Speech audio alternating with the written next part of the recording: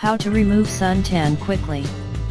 Suntan is the dark line or patch that appears on the skin followed by burning sensation.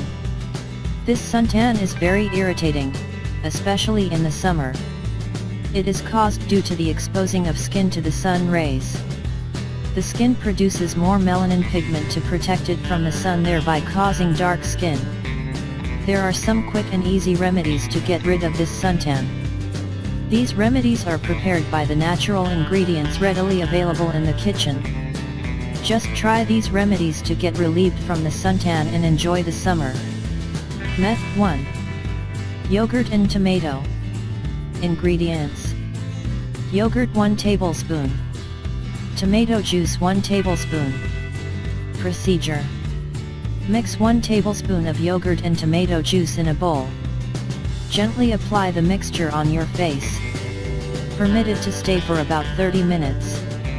Wash off your face with water and pat dry. Repeat the process twice a week for desired results. Tomato acts as an effective tan remover. It also reduces dark spots and also cleanses the pores and removes excess oil.